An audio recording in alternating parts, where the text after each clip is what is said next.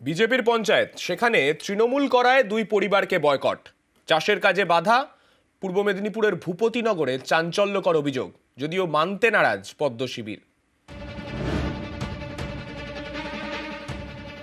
গৌরহরি দাস, বাড়ি পূর্ব মেদিনীপুরের ভূপতিনগরের বিজেপি পরিচালিত ইটাবেড়িয়া গ্রাম পঞ্চায়েত এলাকায়।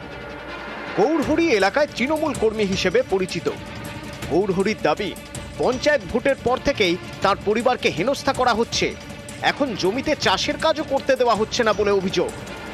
স্যার, আমার এই জায়গাটার উপরে আমি নির্ভরশীল, আমার সংসারেরও চালানোর ক্ষেত্রেও নির্ভরশীল, কিন্তু এই জায়গাটা চাষ না হলে আমি ভীষণ মুশকিলে পড়বো। বর্তমান আজকের 10-15 দিন হয়ে গেল এই জায়গা বর্তমান সেই একই অবস্থায় পড়ে আছে, আমাকে চাষ করতে দেওয়া হয়নি। ওরা দলগত ব্যাপারে আমি একটা আলাদা দল করি বলে আমি তৃণমূল করি, ওরা বিজেপি করে। একই ধরনের অভিযোগ ওই এলাকারই আর এক তৃণমূল কর্মী বাহাদুর প্রামাণিকের। একেবারে সালিশি সভা বসিয়ে তার পরিবারকে বয়কট করা হয়েছে বলে দাবি। পুলিশে নালিশ জানিয়েও নাকি কোনো সুরাহা হয়নি।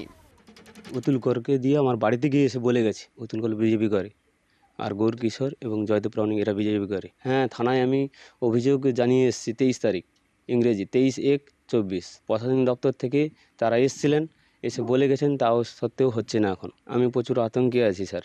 রাস্তায় বেরলেও ওরা ঘেরাও করতো। পঞ্চায়েত ইলেকশনের পরে আমাকে ঘেরাও করেছিল 2-3 বার। এই যে আমি তৃণমূল করি, এটাই আমার অপরাধ।